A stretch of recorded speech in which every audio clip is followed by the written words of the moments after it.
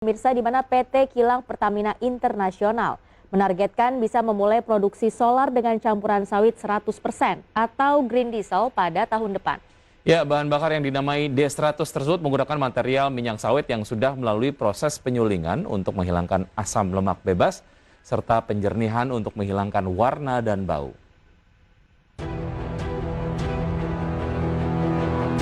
PT Kilang Pertamina Internasional menargetkan bisa memulai produksi solar dengan campuran sawit 100% atau green diesel pada tahun depan. Produksi akan dimulai setelah peningkatan kilang Cilacap selesai dilakukan. Direktur Utama Kilang Pertamina Internasional Joko Priyono mengatakan, proses peningkatan kualitas Treated Distillate Hydrotreating atau TDHT tengah dilakukan. Proses peningkatan kualitas pemroses kilang Cilacap tersebut ditargetkan rampung pada Desember tahun ini.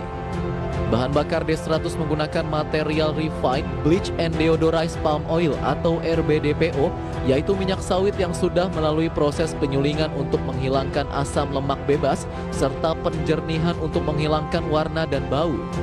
D100 telah berhasil diuji coba produksi di Refinery Unit 2 Dumai dan RU4 Cilacap bersamaan dengan percobaan untuk green gasoline dan juga green aftur.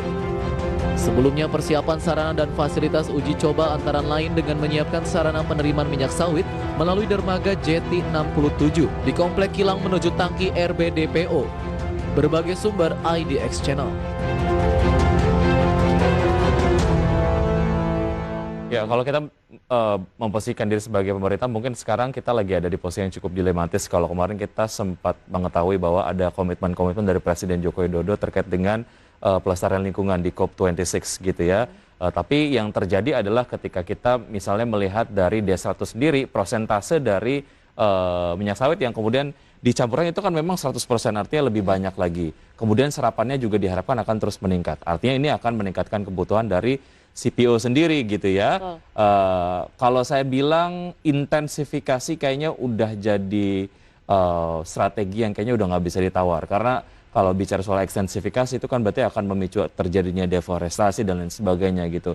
Dan itu nampaknya mungkin akan mempertanyakan komitmen Indonesia di dunia internasional. Apalagi serapan CPO-nya ini juga sangat banyak ya, tadi 100%. Tapi mungkin yang saya bisa katakan adalah ini bisa menjadi satu katalis positif bagi emiten-emiten perkebunan gitu ya. Harga sahamnya mungkin bisa naik karena ada satu katalis positif nih soal D100 ini. Tapi balik lagi, meskipun tujuan akhirnya ini memang baik ya untuk menuju green energy lah gitu. Tapi isu lingkungannya juga harus kembali dipikirkan. Kalau serapan CPO-nya semakin banyak ya mungkin harus reboisasi juga gitu ya Wiki ya. Betul, itu yang paling penting. Oke, kita